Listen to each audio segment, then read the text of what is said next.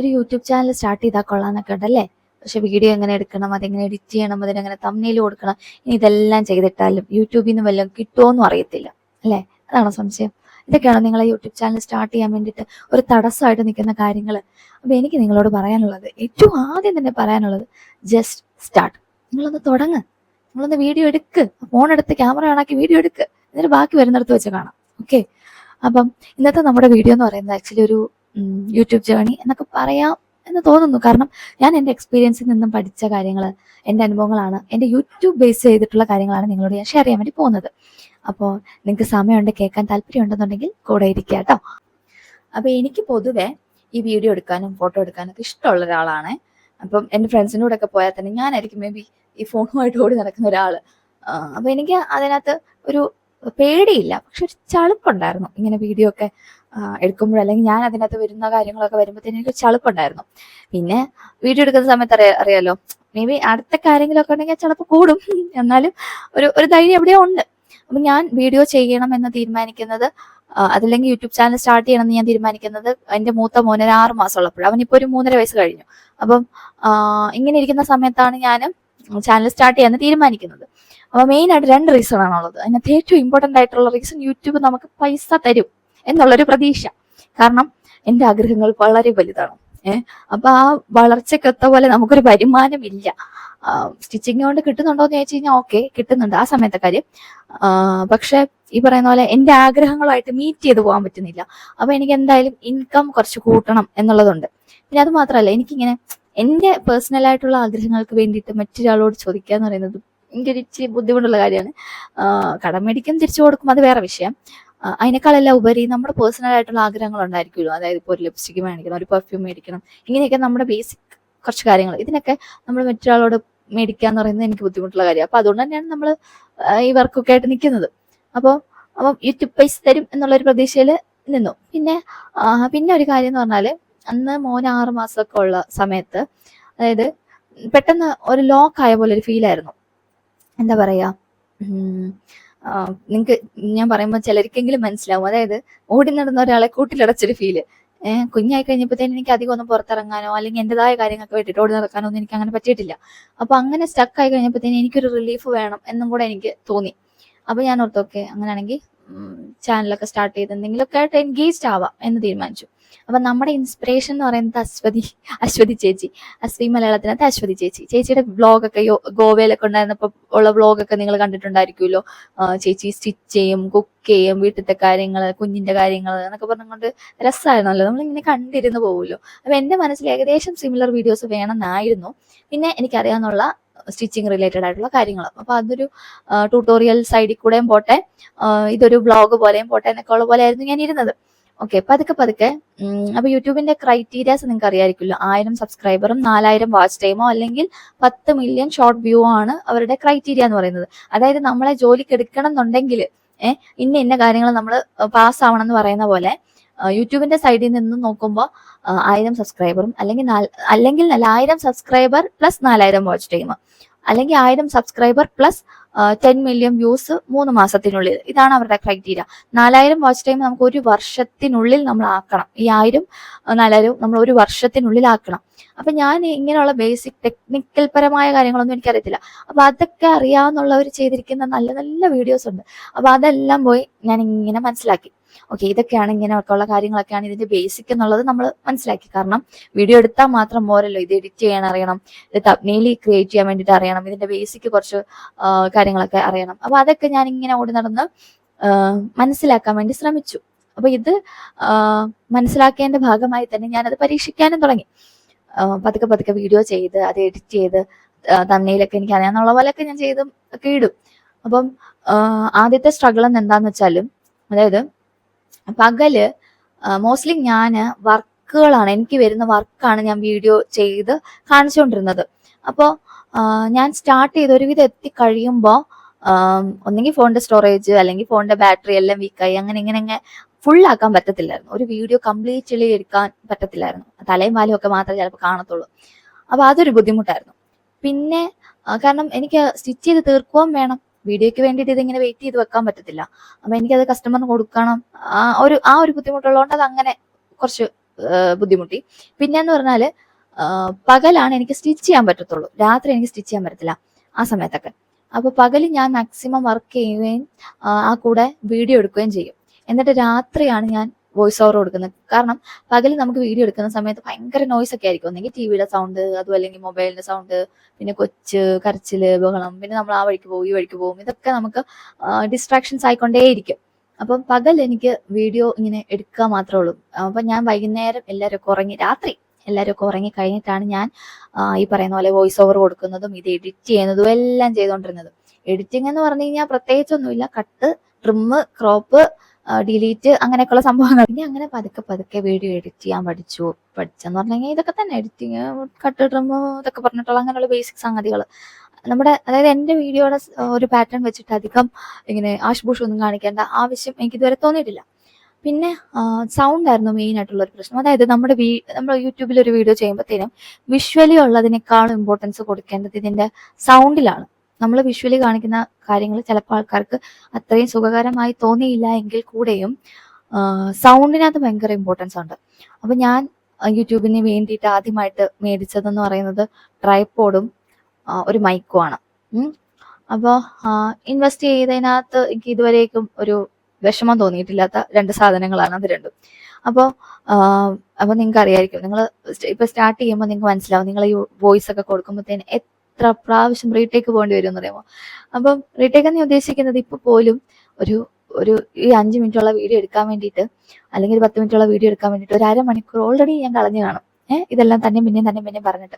അപ്പൊ വൈകുന്നേരം വന്ന് ഈ എഡിറ്റ് ചെയ്യാൻ വേണ്ടിയിട്ട് ഇരിക്കുമ്പോൾ, ഞങ്ങളുടെ വീട്ടിലൊരു പട്ടിയുണ്ട്, തൊമ്മൻ എന്നാണ് പേര്. അപ്പൊ തൊമ്മച്ചൻ ഇങ്ങനെ കുരയ്ക്കാൻ തുടങ്ങും. അപ്പം ഞാൻ എന്തെങ്കിലും പറഞ്ഞ് വന്ന് കഴിയുമ്പോൾ ഇവന്റെ ഒരു കുര കേൾക്കും. അപ്പൊ ഞാൻ വീണ്ടും നിർത്തിയിട്ട് ഈ പറഞ്ഞ കാര്യം ഡിലീറ്റ് ചെയ്യും. എന്നിട്ട് വീണ്ടും ഞാൻ പറയും. ഇങ്ങനെ എത്രയോ പ്രാവശ്യം, ചിലപ്പോൾ രാത്രി തുടങ്ങുന്ന പരിപാടി രാവിലെ ആകുമ്പോഴായിരിക്കും നിൽക്കുന്നത്. ഇങ്ങനെ ചിലപ്പോൾ രാത്രി ഈ വോയിസ് ഇങ്ങനെ കൊടുത്ത് പകലാകുമ്പോഴത്തേനും നമ്മുടെ തൊണ്ടയ്ക്ക് ഉള്ള പോലെ ആയിരിക്കും. ഞാൻ ഈ വീഡിയോ എടുക്കുമ്പോഴത്തേനും ചിലപ്പോഴൊക്കെ പറ്റുന്ന എന്താന്ന് വെച്ചാൽ, may be video button on ആക്കിയിട്ടുണ്ടാവില്ല. അവിടെ ഞാൻ വിചാരിക്കും അവിടെ വീഡിയോ എടുത്തോണ്ടിരിക്കുമായിരിക്കും. ഇതിങ്ങനെ നമ്മളിങ്ങനെ ഓവർ ഹെഡ് വെച്ച് കഴിയുമ്പോൾ ചിലപ്പോൾ തലയുടെ മുകളിലായിരിക്കും. ഇവിടെ എന്താണ് സംഭവിക്കുന്നതെന്ന് വലിയ ഐഡിയ നമുക്കില്ല. അപ്പം അത്രയും വീഡിയോ ആയിട്ടുണ്ടാവും എന്നും പറഞ്ഞ് നമ്മൾ ഇരിക്കുമ്പോഴത്തേനും പിന്നെ ഫോണിൽ നോക്കുമ്പോൾ അത് അനങ്ങിയിട്ടില്ല, അവിടെ വീഡിയോ റെക്കോർഡായിട്ടില്ല. ചിലപ്പോൾ സ്റ്റോറേജ് ഫുള്ളായിട്ട് വീഡിയോ എടുക്കാൻ പറ്റാതെ വന്നിട്ടുണ്ട്. ചിലപ്പോൾ മൈക്ക് ഓൺ ആക്കിയിട്ടുണ്ടാവത്തില്ല. നമ്മളിങ്ങനെ ഭയങ്കര കാര്യത്തിന് പറഞ്ഞുകൊണ്ടിരിക്കുമായിരിക്കും. ഞാനിപ്പോൾ തന്നെ എത്ര പ്രാവശ്യം ഇതൊക്കെ റീടേക്ക് എടുക്കുന്നതെന്ന് അറിയാമോ? മൈക്ക് ഓൺ ആക്കി കാണത്തില്ല. അപ്പോൾ അവിടെ എന്താണ് സംഭവിക്കുന്നത് നമുക്ക് കൃത്യം ഐഡിയ ഇല്ല.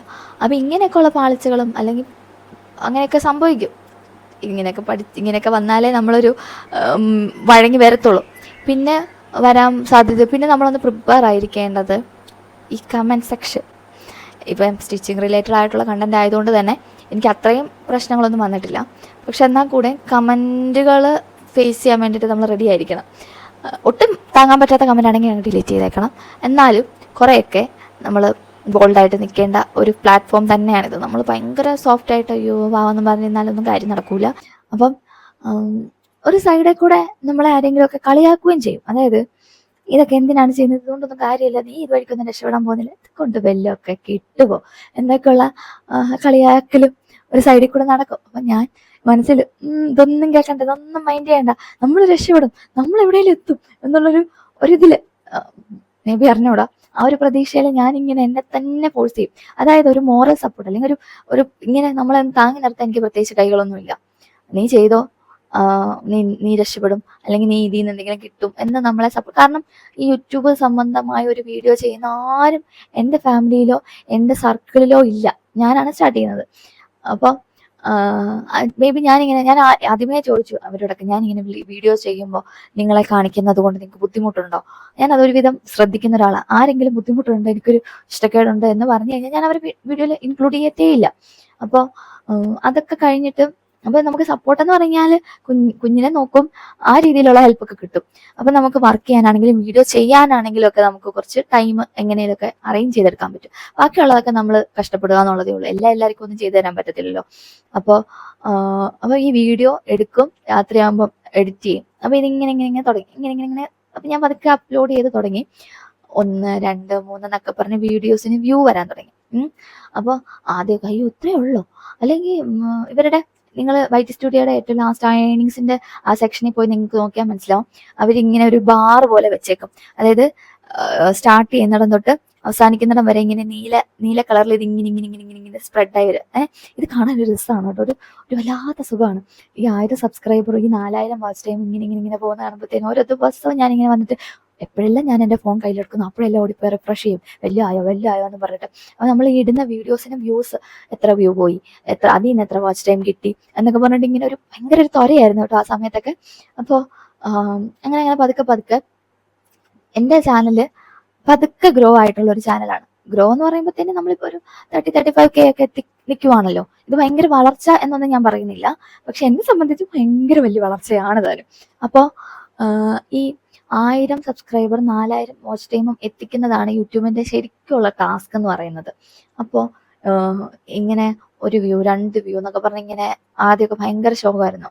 അപ്പൊ യൂട്യൂബ് നല്ല തലയുള്ള ആൾക്കാർ പറയുന്നത് നിങ്ങൾ കേട്ടിട്ടുണ്ടായിരിക്കും. അതായത് നമ്മുടെ വീഡിയോസ് മാക്സിമം നമ്മൾ ഈ വാട്സപ്പ് ത്രൂ ഒന്ന് ഷെയർ ചെയ്ത് കൊടുക്കാതിരിക്കുക. നമ്മുടെ ഫ്രണ്ട്സിന്, ഫാമിലിക്ക്, ഗ്രൂപ്പിൽ പഠിച്ചവര്, കൂടെ അറിയാവുന്നവർ, ഇവർക്ക് ഒന്ന് ഷെയർ ചെയ്യാൻ പോകാനില്ല. കാരണം നമ്മൾ ചെയ്യുന്ന വീഡിയോ അല്ലെങ്കിൽ നമ്മൾ ചെയ്യുന്ന കണ്ടന്റ് അവർക്കൊക്കെ ഇഷ്ടപ്പെടണം എന്ന് യാതൊരുവിധ നിർബന്ധവും ഇല്ല. അത് മാത്രമല്ല, എങ്ങാനും നമ്മൾ രക്ഷപ്പെട്ടു പോയാലോ എന്നുള്ള ചിന്തയുള്ള മനുഷ്യരും ഉണ്ട് അതിനകത്ത്. അപ്പോൾ അതൊന്ന് മൈൻഡിൽ വെച്ചിട്ട് നിങ്ങൾക്ക് ഉറപ്പുള്ള ആൾക്കാർക്ക് മാത്രം അയച്ചു കൊടുത്താൽ മതി. അതായത് ഇതുപോലുള്ള കണ്ടന്റ് കാണാൻ താല്പര്യമുണ്ട്, അവരിരുന്ന് കാണും. അല്ലെങ്കിൽ നിങ്ങളെ രക്ഷപ്പെടണം എന്നുള്ള താല്പര്യമുണ്ട്, അവരിരുന്ന് സഹിച്ചാണെങ്കിലും കണ്ടോളൂ എന്ന് നിങ്ങൾക്ക് ഉറപ്പുള്ള അങ്ങനെയുള്ളവർക്ക് മാത്രമേ നിങ്ങൾ വീഡിയോ ഷെയർ ചെയ്ത് കൊടുക്കാവുള്ളൂ തുടക്കത്തിലൊക്കെ. പിന്നെ പോകെ നിങ്ങളുടെ ചാനൽ ക്ലിക്കായി കഴിയുമ്പോൾ നമ്മുടെ ആൾക്കാരൊക്കെ വന്നോളും. നമുക്ക് വേണ്ടിയുള്ളവർ നമ്മുടെ വീടിന് ചുറ്റുമുള്ള 4 പേരല്ല.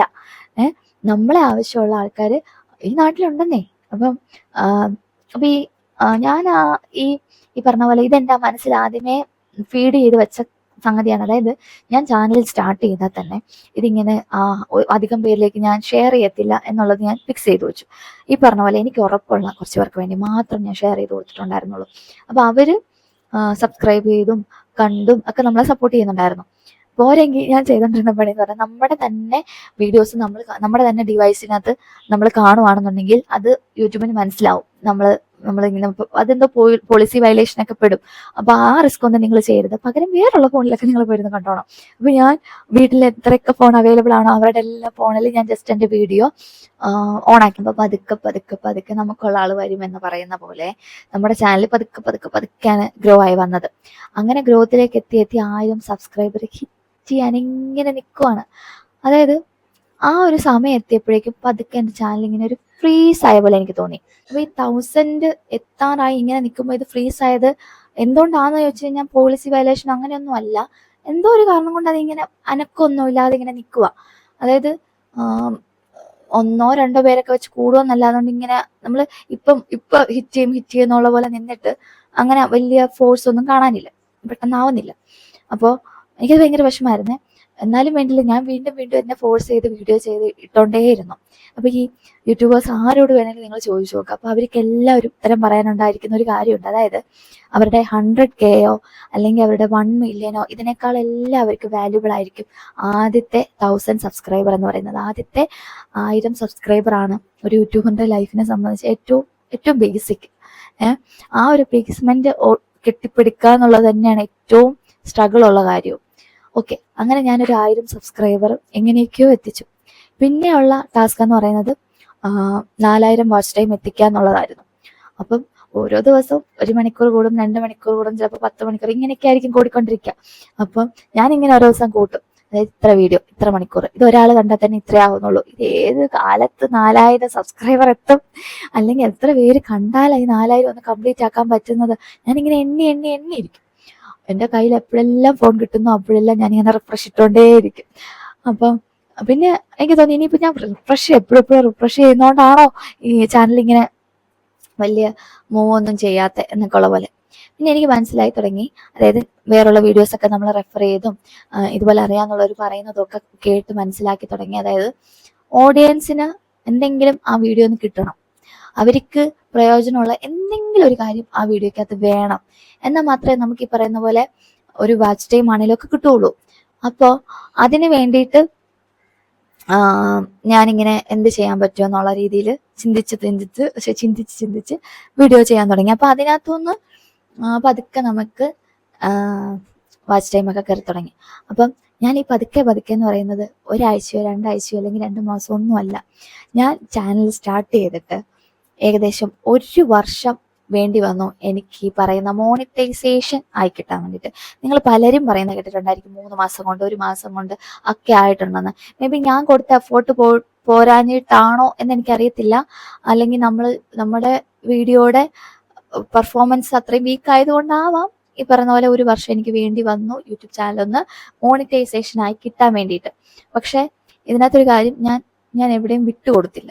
അതായത് നമ്മളെ ഒരു സൈഡിൽ നിന്ന് ആൾക്കാർ കളിയാക്കും, ഇത് ഫോണുമായിട്ട് വരുന്നുണ്ട്, വീഡിയോ എടുക്കുന്നുണ്ട്, ഒരു കാര്യവുമില്ല എന്നൊക്കെ പറഞ്ഞ ഒരു സൈഡിൽ കൂടെ കളിയാക്കി നടക്കുമെങ്കിലും ഞാൻ ഇപ്പുറത്തെ സൈഡിൽ കൂടെ ഇല്ലില്ല സൂര്യ, നിന്നെ കൊണ്ട് പറ്റും, നീ അല്ലാതെ ആര് ചെയ്യാനാ എന്നൊക്കെ ഉള്ള പോലെ ഞാൻ എന്നെ തന്നെ മോട്ടിവേറ്റ് ചെയ്തുകൊണ്ടേയിരിക്കും. എന്റെ മോട്ടിവേറ്റർ ഞാൻ തന്നെയാണ്. അപ്പോൾ ഞാൻ അങ്ങനെ വീഡിയോ ഒക്കെ ചെയ്തു തുടങ്ങി. പക്ഷെ വീഡിയോ ചെയ്തു വരുമ്പോൾ എന്നെ മോട്ടിവേറ്റ് ചെയ്യിക്കാൻ വേണ്ടിയിട്ട് എൻ്റെ പുറകെ എൻ്റെ സബ്സ്ക്രൈബേഴ്സ് തന്നെയാണ് വന്നത്. അതായത് ഞാനിങ്ങനെ ട്യൂട്ടോറിയൽ വീഡിയോ ചെയ്യാൻ തുടങ്ങിയപ്പോൾ ആൾക്കാർക്ക് ഡൗട്ട് വരും എന്നുള്ളത് എനിക്ക് ഉറപ്പായിരുന്നു. അപ്പോൾ ഈ താഴെ കമന്റിൽ ഇത് പറഞ്ഞു കൊടുക്കുന്നതിനൊരു പരിധിയുണ്ട്. അപ്പൊ ഞാൻ പറയുന്ന രീതിയിലായിരിക്കണം എന്നില്ല ഇവരത് മനസ്സിലാക്കുന്നത്. അപ്പൊ വീഡിയോയിൽ വരുന്ന കമന്റ് അല്ലെങ്കിൽ അവരുടെ ഡൗട്ടുകൾ ചോദിച്ച് മനസ്സിലാക്കാൻ പറ്റുന്ന ഒരു സിറ്റുവേഷൻ ഉണ്ടാക്കി കൊടുക്കാൻ വേണ്ടിയിട്ട് ഞാൻ വീഡിയോയുടെ താഴെയല്ല ഞാൻ എൻ്റെ നമ്പർ കൊടുക്കാൻ തുടങ്ങി. അപ്പൊ അത് കണ്ടിട്ട് കുറച്ച് പേരൊക്കെ വിളിക്കാനും തുടങ്ങി. കുറച്ചെന്ന് പറഞ്ഞാൽ ആദ്യമൊക്കെ ഭയങ്കര കുറച്ച് ആൾക്കാർ 1-2 പേരൊക്കെയാണ് വിളിച്ചു തുടങ്ങിയത്.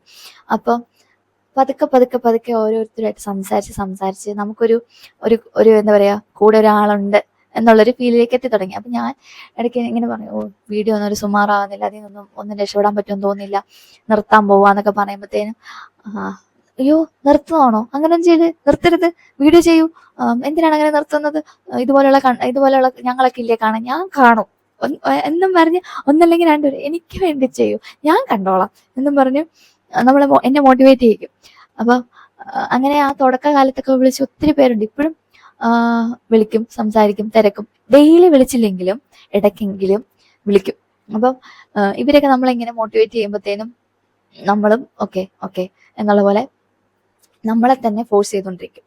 അപ്പോൾ കുറച്ച് അങ്ങ് വീഡിയോ ഒന്നായി ഒരുവിധം ഒന്ന് മോണിറ്റൈസേഷൻ എന്നുള്ള ഒരു പരിപാടിയിൽ ഞാൻ മോണിറ്റൈസ്ഡ് ആയി കഴിഞ്ഞാൽ മാത്രമേ നമ്മൾ പിന്നീട് ഇടുന്ന വീഡിയോസിനകത്തുനിന്ന് നമുക്ക് ഏർണിങ്സ് കിട്ടത്തുള്ളൂ, നമുക്ക് അതിൽ നിന്ന് പൈസ കിട്ടത്തുള്ളൂ.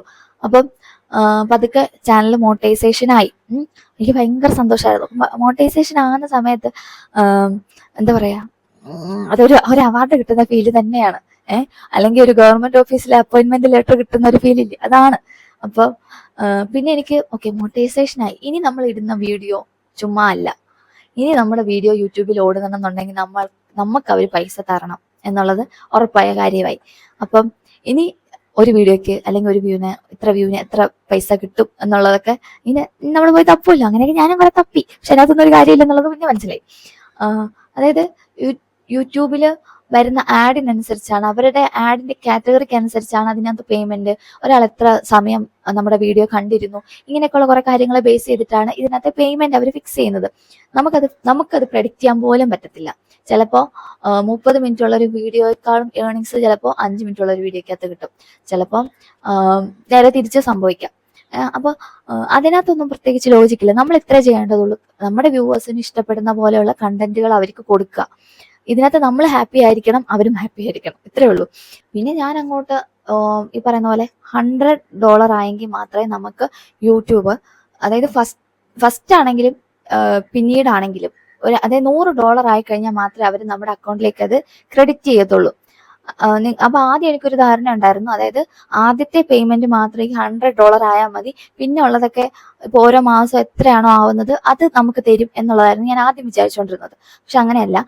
എപ്പോഴാണെങ്കിലും, അന്നാണെങ്കിലും ഇന്നാണെങ്കിലും എത്ര മാസം എടുത്തെന്ന് പറഞ്ഞാലും നിങ്ങൾ എത്ര മാസം കൊണ്ടാണോ ഈ $100 കിട്ടുന്നത്, ആ $100 പൂർത്തിയാക്കിയിട്ട് അടുത്ത മാസം അതായത് 20, 21, 22 അങ്ങനെ 22 തൊട്ട് 26 ഡേറ്റിനുള്ളിൽ എന്തോ ആണ് അവരത് നമ്മുടെ അക്കൗണ്ടിലേക്ക് തരിക. കൃത്യം ഡേറ്റ് എനിക്ക് അങ്ങനെ ഓർമ്മയില്ല. അപ്പം അങ്ങനെ യൂട്യൂബിന്റെ മോണിറ്റൈസേഷൻ കഴിഞ്ഞപ്പം എനിക്ക് ഭയങ്കര സന്തോഷമായിരുന്നു. ഇനിയിപ്പോ കിട്ടുന്ന എല്ലാം പൈസയാണല്ലോ എന്നുള്ളൊരു സന്തോഷം. അത് കഴിഞ്ഞപ്പോഴാണ് എനിക്ക് മനസ്സിലായി തുടങ്ങിയത് ഇത് അത്ര നിസ്സാരം പിടിച്ച കാര്യമല്ല. അതായത് ഓരോ ദിവസവും നമ്മൾ ഈ റിഫ്രഷ് ചെയ്ത് നോക്കുമ്പോൾ 0.001 അല്ലെങ്കിൽ 0.02 ഇങ്ങനെ ഓരോ ദിവസം ഈ 0.1 ഒക്കെ വെച്ചാണ് കൂടുന്നത്. 1-2 എന്നും പറഞ്ഞല്ല കൂടുന്നത്, ഈ 0-0 എന്നൊക്കെ പറഞ്ഞ കൂടുന്നത്. ഈശ്വര, ഇങ്ങനെ 0 വെച്ച് കളിക്കുവാണെങ്കിൽ ഏത് കാലത്ത് ഈ $100 എത്താനാണ് എന്നുള്ള പോലെ ആയിപ്പോയി.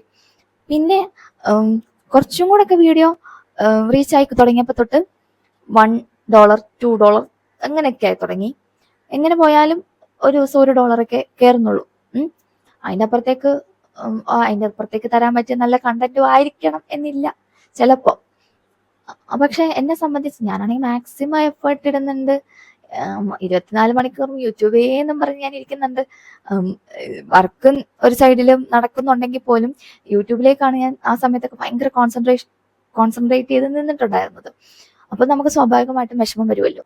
അപ്പൊ ഞാനാണ് ഈശ്വര, ഇത് ഏത് കാലത്ത് 100 എത്തിയിട്ടാണ് ഞാൻ ഇവരോട് ഇതൊക്കെ ഒന്ന് ഞാൻ ഒരു ഫസ്റ്റ് പേയ്മെന്റ് എടുത്തു എന്ന് പറയാൻ പറ്റുന്നത് എന്നൊക്കെ ഉള്ളൊരു ഭയങ്കര വിഷമം എനിക്കുണ്ടായിരുന്നു. കാരണം യൂട്യൂബിൽ ഇങ്ങനെ ആൾക്കാർ 3 മാസം കൊണ്ട് മോണിറ്റൈസേഷനായി, അത് കഴിഞ്ഞ് അടുത്ത മാസം അവർക്ക് ഫസ്റ്റ് പേയ്മെന്റ് കിട്ടി, ഇത്ര രൂപ കിട്ടി, ഞങ്ങൾ അത് എടുക്കാൻ പോകുന്നു, അല്ലെങ്കിൽ ഇങ്ങനെ മണിയൊക്കെ വെച്ചിട്ട് ഫോട്ടോ തമ്മിലൊക്കെ കാണുമ്പോ ഞാനിവിടെ മറ്റേ പത്തേന്നും പറഞ്ഞ് നിൽക്കുമ്പത്തേ ഇവർക്ക് ഇങ്ങനെ കിട്ടിയോ എന്നുള്ള, സ്വാഭാവികമായിട്ട് നമ്മൾ ഈ ഫീൽഡിൽ ഇറങ്ങി തിരിച്ചത് ഈ ഒരു പ്രതീക്ഷയിലാണല്ലോ. അപ്പൊ നമുക്ക് അതിന് കിട്ടുന്നില്ല എന്ന് വന്നപ്പോഴത്തേനും എനിക്ക് ഭയങ്കര വിഷമായിരുന്നു. പക്ഷെ എന്താ പറയാ, യൂട്യൂബിനൊരു സമയമുണ്ട്, ദൈവത്തിനോരോ സമയമുണ്ട് എന്ന് പറയുന്ന പോലെ യൂട്യൂബിന് ഓരോ സമയമുണ്ട്. നമ്മളെ മോണിറ്റൈസേഷൻ ആക്കാൻ വേണ്ടിയിട്ട് ഇവർ നമ്മുടെ ഏതെങ്കിലും വീഡിയോ കയറ്റി അങ്ങ് വിടും. അത് കഴിഞ്ഞ് അത് പോയി ഹിറ്റ് ചെയ്ത് കഴിയുമ്പോൾ നമ്മുടെ മോണിറ്റൈസേഷൻ ക്രൈറ്റീരിയ എല്ലാം സെറ്റ് ആവും. അത് കഴിഞ്ഞ് നമ്മൾ ഈ അയ്യോ എന്നും പറഞ്ഞിരിക്കുന്നത് കാണുമ്പോൾ, അല്ലെങ്കിൽ നമ്മളെ ഒന്ന് മോട്ടിവേറ്റഡ് ആക്കാൻ വേണ്ടിയിട്ട് യൂട്യൂബ് ഏതെങ്കിലും നമ്മുടെ വീഡിയോ ഒന്നും കൂടെ ഒന്ന് പോപ്പ് ചെയ്ത് വിടും, കുറച്ചുകൂടെ ഒന്ന് കയറ്റി വിടും. അപ്പം അത് $100 എത്തിക്കും എന്നൊന്നും അല്ല, നമുക്കൊരു പ്രതീക്ഷ തരും. അങ്ങനെ ഇട്ടേച്ച് പോവല്ലേ, ഇന്നൊന്ന് പിടിച്ച് നിൽക്ക്, ജോലി ചെയ്താൽ ഞാൻ കാശ് തരാം എന്നുള്ളൊരു പ്രതീക്ഷ നമുക്ക് വീണ്ടും ഇവര് തരും. അതായത് ഇട്ടേച്ച് പോകും എന്ന് തോന്നുമ്പോൾ മാത്രം. അങ്ങനെ വീണ്ടും ഈ പറയുന്ന പോലെ ഓക്കെ അവർ തരുന്നുണ്ടല്ലോ, നമുക്ക് നോക്കാം, ഇട്ട് നോക്കാം എന്നുള്ള പോലെ ആയി തുടങ്ങി. പിന്നെ നമ്മൾ യൂസ്ഡ് ആയി. അതായത് വീഡിയോ എടുത്തില്ലെങ്കിൽ എനിക്ക് എന്തോ പോലെ ആകുന്നു എന്നുള്ള പോലെ ഞാൻ അത് യൂസ്ഡ് ആയി. എല്ലാ ദിവസവും എനിക്ക് വീഡിയോ എടുത്തേ പറ്റുള്ളൂ, എല്ലാ ദിവസവും എനിക്ക് എഡിറ്റ് ചെയ്തേ പറ്റുള്ളൂ എന്നൊക്കെ ഉള്ളൊരു ഇതിലെത്തി. അങ്ങനെ പതുക്കെയാണ് എനിക്കും ഈ പറയുന്ന പോലെ ഡോളേഴ്സ് കയറി തുടങ്ങിയത്. പിന്നെ ഒരു വീഡിയോ കുറച്ച് റീച്ചായി, അതിൽ നിന്നൊക്കെ ആയിട്ട് എനിക്ക് ആദ്യത്തെ പേയ്മെന്റ് വന്നു. അപ്പൊ നിങ്ങൾ വിചാരിക്കുന്നുണ്ടായിരിക്കും എന്തുകൊണ്ടാണ് ഞാൻ സ്പെസിഫിക് ഡേറ്റ് പറയാത്തത്, എന്തുകൊണ്ട് ഞാൻ കൃത്യ എമൗണ്ട് പറയുന്നില്ല എന്നൊക്കെ മേ ബി നിങ്ങൾക്ക് ഫീൽ ചെയ്തേക്കാം. ഓക്കെ, ഓരോരുത്തർക്കും ഓരോന്നാണ്, അതാണ് ഇതിന്റെ സത്യം. ഇപ്പൊ എനിക്കൊരു വർഷം കൊണ്ട് മോണിറ്റൈസേഷൻ ആയെന്ന് പറയുന്നു. അതേപോലെ തന്നെ യൂട്യൂബിൽ വേറെയുള്ള ആൾക്കാർ വന്നിട്ട് പറയുന്നുണ്ടായിരിക്കും 1 മാസം കൊണ്ട് മോണിറ്റൈസേഷൻ ആയെന്ന്. അതേപോലെ ചിലർ വന്നിട്ട് പറയുന്നുണ്ടായിരിക്കും ആദ്യത്തെ പേയ്മെന്റ് $100 എന്ന് പറയുന്നത് എപ്പോഴും 100 ഫസ്റ്റ് പേയ്മെന്റ് നമുക്ക് ചിലപ്പോൾ $100 തന്നെ കിട്ടണമെന്നില്ല, ചിലപ്പോൾ അതിനേക്കാളൊക്കെ കൂടുതൽ കിട്ടിയേക്കാം. എന്നാൽ പോലും ചിലർ ഇത്ര $100 കിട്ടിയെന്ന് വന്ന് പറയും. ചിലര് ഏറ്റവും ബേസിക് പറയുന്ന പോലെ 1000 അല്ല, 1000 അല്ല, $100 ആണ് ഏറ്റവും മിനിമം എമൗണ്ട് എന്ന് പറയുന്നത്. മാക്സിമം എത്ര വേണോ പോകാം. അപ്പം ഏതൊരു യൂട്യൂബറും ഫസ്റ്റ് പേയ്മെന്റ് എന്ന് പറയുമ്പോഴത്തേനും ഈ 8000 രൂപയ്ക്ക് മുകളിലോട്ട്, 8000 രൂപ സ്റ്റാർട്ടിങ്, അതിന് മുകളിലേക്ക് എത്ര വേണേലും പോകാം. അപ്പം നിങ്ങൾ ചിന്തിക്കുന്നുണ്ടായിരിക്കും എന്തുകൊണ്ടാണ് ഞാൻ ഇത്ര എമൗണ്ട് എനിക്ക് കിട്ടി, അല്ലെങ്കിൽ ഇന്ന ഡേറ്റിലാണ് മോണിറ്റൈസേഷൻ ആയി, അതും അല്ലെങ്കിൽ ഇന്ന ഡേറ്റിലാണ് എനിക്ക് ഫസ്റ്റ് എമൗണ്ട് കിട്ടിയത് എന്ന് പറയാത്തതിന്റെ കാരണം മറ്റൊന്നുമല്ല. ഏറ്റവും ഫസ്റ്റ് റീസൺ എന്ന് പറയുന്നത്, എനിക്കത് അങ്ങനെ പറയാനായിട്ട് താല്പര്യമില്ല, എനിക്കത് ഇഷ്ടമല്ല. ഒരാളുടെ പേഴ്സണൽ ആയിട്ടുള്ള വരുമാനം എത്രയാണ് എന്ന് ചോദിക്കാൻ എനിക്ക് ഇഷ്ടമല്ല. അതുപോലെ തന്നെ ആരെങ്കിലും എന്നോട് ഇങ്ങോട്ട് ചോദിക്കുന്നതും എനിക്കിഷ്ടമല്ല. അതുകൊണ്ടാണ് ഞാനത് പറയാത്തത്. ഇതിനകത്ത് രണ്ടാമതൊരു വശം എന്താന്ന് വെച്ചാൽ, ഞാനതങ്ങനെ പറഞ്ഞു കഴിഞ്ഞാൽ ഇതിൽ മോട്ടിവേറ്റഡ് ആയിട്ട് നിൽക്കുന്ന കുറച്ച് പേരെങ്കിലും ഉണ്ടാവും, പ്രതീക്ഷ വിടാതെ ഇപ്പോഴും പിടിച്ചു നിൽക്കുന്ന കുറച്ച് പേരുണ്ടാവും. അവർക്ക് ചിലപ്പോ അതൊരു ഡീമോട്ടിവേഷനിലേക്ക് പോയേക്കാം. കാരണം യൂട്യൂബിൽ എപ്പോൾ തുറന്നാലും എല്ലാവരും വന്ന് പറയുന്നത് ഇത്രയോ $1 കിട്ടി, അല്ലെങ്കിൽ ഇത്ര സമയം കൊണ്ട് കിട്ടി എന്ന് പറയുമ്പോൾ ഞാൻ വന്നിട്ട് ഇത്രേ കിട്ടിയുള്ളൂ, അതിന് ഇത്രയും സമയം ഞാൻ എടുത്തു എന്ന് പറയുമ്പോൾ അത് അവർക്കൊരു പ്രതീക്ഷ ഇല്ലാതായി പോകുന്ന പോലെയാണ്. പക്ഷെ എനിക്ക് പറയാനുള്ളത്, കാത്തിരുന്നാലും സമയമെടുത്താലും നമ്മൾ ചെയ്യുന്ന ജോലിക്ക് പ്രതിഫലം കിട്ടും, ഇന്നല്ലെങ്കിൽ നാളെ. നമ്മൾ ഒരു 100 വീഡിയോ ചെയ്തിട്ടത് ചിലപ്പോൾ ആരും കണ്ടിട്ടുണ്ടാവണമെന്നില്ല. അതിനകത്ത് നമ്മളൊരു വല്ലാത്ത എഫേർട്ട് ആയിരിക്കും ആ വീഡിയോയ്ക്ക് വേണ്ടി നമ്മൾ ചെയ്തിട്ടുണ്ടാവുക. പക്ഷെ നമ്മൾ വലിയ എഫേർട്ടൊന്നും ഇടാതെ റാൻഡം ആയിട്ടിട്ട ഒരു വീഡിയോ ആയിരിക്കും ചിലപ്പോൾ കയറി പോകുന്നുണ്ടാവുക. അപ്പം പക്ഷെ നമ്മൾ ആ ബാക്കിലിട്ട എഫേർട്ടിനുള്ളതെല്ലാം ഈ ഒരൊറ്റ വീഡിയോ കൊണ്ട് നമുക്ക് കിട്ടും. അപ്പൊ നിങ്ങൾക്ക് ഈ വലിയ വലിയ യൂട്യൂബേഴ്സ് വന്ന് പറയുന്ന എന്താ പറയാ ഇത്ര കിട്ടി എന്നൊക്കെ പറയുന്നത് കേട്ടിട്ട് നിങ്ങൾ അത്രയും കിട്ടിയോ, അല്ല ഇത്ര കിട്ടിയോളൂ, ഇത്രേ ഉള്ളൂ ബേസിക്. അതായത് നിങ്ങളുടെ നീഷ് എന്താണെന്ന് കണ്ടുപിടിക്കുക. നിങ്ങൾ എന്ത് ടൈപ്പ് വീഡിയോ ആണ് ചെയ്യാൻ ഉദ്ദേശിക്കുന്നത് എന്നുള്ളത് ആദ്യമേ ഒന്ന് ഫിക്സ് ചെയ്ത് വെക്കുക. എന്നിട്ട് അതിന് റിലേറ്റഡ് ആയിട്ടുള്ള കാര്യങ്ങളൊക്കെ ഒന്ന് പ്ലാൻ ചെയ്ത് വെക്കുക. പിന്നെ എന്താണ്, മാക്സിമം നല്ല സൗണ്ട് കൊടുക്കാൻ ശ്രമിക്കുക, നല്ല ക്ലാരിറ്റി വീഡിയോ കൊടുക്കാൻ വേണ്ടി ശ്രമിക്കുക. എന്നും പറഞ്ഞുകൊണ്ട് ഓടിച്ചെന്ന് പുതിയ ഫോൺ മേടിക്കണമെന്നൊന്നുമല്ല, ഓടിപ്പോയി മൈക്ക് മേടിക്കണമെന്നൊന്നുമല്ല ഞാൻ പറയുന്നത്. ആദ്യമേ നിങ്ങളൊന്ന് ട്രൈ, നിങ്ങളുടെ കയ്യിൽ എന്ത് ടൈപ്പ് ഫോണാണെങ്കിലും എന്ത് കാര്യമാണോ ഉണ്ടെങ്കിലും അത് വെച്ച് ആദ്യം സ്റ്റാർട്ട് ചെയ്യുക. അതിൽ നിന്ന് ഓക്കെ യൂട്യൂബ് ഒന്ന് സെറ്റ് ആകും എന്ന് നിങ്ങൾക്കൊരു പ്രതീക്ഷ വരും. ആ പ്രതീക്ഷ വരുന്ന സമയത്ത് മാത്രം നിങ്ങൾ ഇൻവെസ്റ്റ് ചെയ്താൽ മതി. ഞാൻ വീഡിയോ ചെയ്യാൻ വേണ്ടിയിട്ട് എനിക്ക് ആദ്യമൊക്കെ ട്രൈപോഡ് വേണമല്ലോ. നമുക്ക് ഈ ഓവർ ഹെഡ് വീഡിയോ ചെയ്യേണ്ടി വരുമ്പോഴത്തേനും ട്രൈപോഡ് വേണം. ആദ്യമേ ഈ 150 രൂപ 250 രൂപ കൊടുത്തിട്ട് എന്താണ് മീഷോയിന്നോ എവിടുന്നോ ഞാനൊരു ട്രൈപോഡ് മേടിച്ചിട്ടുണ്ടായിരുന്നു. അത് പക്ഷേ ഇങ്ങനെ സ്റ്റാൻഡ് ചെയ്യുന്ന ടൈപ്പാണ്, ഓവർ ഹെഡ് പറ്റൂല അത്. ഞാനപ്പോൾ എന്ത് ചെയ്യുന്നു വെച്ച് കഴിഞ്ഞാൽ ഈ ജനലിൽ ആ ട്രൈപോഡിനെ കെട്ടി വെച്ചിട്ട് ഇങ്ങനെ അഡ്ജസ്റ്റ് ചെയ്തൊക്കെ വെച്ചിട്ടാണ് ഞാനത് വീഡിയോ എടുത്തുകൊണ്ടിരുന്നത്. അന്നത്തെ കാലം എന്ന് പറഞ്ഞാൽ പിന്നെ പതുക്കെ എനിക്ക് ഏണിങ്സ് കിട്ടി തുടങ്ങിയ ശേഷമാണ് ഓരോ മാസം കിട്ടുന്ന ഏണിങ്സിൽ നിന്നാണ് ഞാൻ ഓരോന്ന് ഇൻവെസ്റ്റ് ചെയ്യാൻ തുടങ്ങിയത്. ഒരു മാസം ചിലപ്പം മൈക്ക് മേടിക്കും, അടുത്ത മാസം ട്രൈപോഡ്, അത് അടുത്ത മാസം റിംഗ് ലൈറ്റ് എന്നൊക്കെ പറഞ്ഞിട്ട് അങ്ങനെയൊക്കെ ആയിരിക്കും ഞാൻ ഓരോന്ന് ഇൻവെസ്റ്റ് ചെയ്ത് പതുക്കെയാണ് ഞാൻ കാല് നീട്ടുന്നത്. നമ്മുടെ ആഗ്രഹങ്ങൾ ഇത്രയും നിൽക്കണം, എങ്കിലേ നമ്മുടെ ഏണിങ്സിനെ ഇത്രയും കൊണ്ടുവരാൻ പറ്റുള്ളൂ. അപ്പോൾ നല്ല നല്ല ആഗ്രഹങ്ങൾ ആദ്യമേ വെച്ചിട്ട്, എനിക്ക് ഇന്നത് വേണം എന്ന് പറഞ്ഞ് കുറച്ച് ആഗ്രഹങ്ങൾ ആദ്യമേ വെച്ചിട്ട് നിങ്ങൾ സ്റ്റാർട്ട് ചെയ്യുമ്പോഴത്തേന് നിങ്ങൾക്ക് എങ്ങനെയും കറങ്ങി തിരിഞ്ഞതിലേക്ക് എത്തും. ഓക്കെ, അപ്പോൾ ഞാൻ മുന്നേ പറഞ്ഞില്ലേ, ഞാൻ കുറച്ച് ട്രൈപോഡ് കാര്യങ്ങൾ എൻ്റെ വീഡിയോ എടുക്കാൻ വേണ്ടിയിട്ട് കുറച്ച് സംഗതികളൊക്കെ ഞാൻ മേടിച്ച് വെച്ചിട്ടുണ്ട്. അപ്പോൾ അതിൻ്റെതെല്ലാം ലിങ്ക് വേണം ഞാൻ താഴെ ഡിസ്ക്രിപ്ഷനിൽ കൊടുത്തേക്കാം. നിങ്ങൾക്കത് യൂസ്ഫുൾ ആണെന്ന് തോന്നുവാണെങ്കിൽ നിങ്ങൾക്കത് മേടിക്കാം. ഞാനത് പറയാൻ കാരണം പേഴ്സണലി എന്നോട് ഇങ്ങനെ യൂസ് ചെയ്യുന്ന ട്രൈപോഡ് ഏതാണെന്ന് ചോദിച്ചിട്ട് മെസ്സേജ് അയച്ചിട്ട് ആളത് മേടിച്ചിട്ടുണ്ടായിരുന്നു. ഞാൻ പ്രതീക്ഷിച്ചില്ല കേട്ടോ ആളത് മേടിക്കും എന്നുള്ളത്. അതിനെക്കുറിച്ച് ചോദിച്ചപ്പോഴത്തേനും ഞാൻ പറഞ്ഞു അല്ലാതെ ആളത് മേടിക്കുമെന്ന് എനിക്ക് പ്രതീക്ഷയില്ലായിരുന്നു. പക്ഷേ ആളത് മേടിച്ചു. അപ്പോൾ എനിക്ക് തോന്നി ഓക്കെ, നമ്മളെ വിശ്വസിക്കുന്ന ആൾക്കാരും ഉണ്ട്. അതുകൊണ്ട് നിങ്ങൾക്ക് വീഡിയോയുടെ താഴെ ഞാൻ ലിങ്ക് കൊടുത്തേക്കാം ട്രൈപോഡിൻ്റെ ഒക്കെ. അഥവാ നിങ്ങൾക്ക് അതിനെക്കുറിച്ച് വീഡിയോ വേണമെന്നുണ്ടെങ്കിൽ ഒന്ന് കമൻറ്റ് ചെയ്താൽ മതി, ഞാനത് ചെയ്യാം. അപ്പോൾ പോകെ ഞാൻ യൂട്യൂബിൽ ആക്റ്റീവ് ആകാൻ വേണ്ടി ശ്രമിക്കാം. ഓക്കെ, അപ്പോൾ നമ്മുടെ അടുത്തൊരു വീഡിയോ ആയിട്ട് വേഗം വരാം. അതുവരെയ്ക്കും ടാറ്റാ.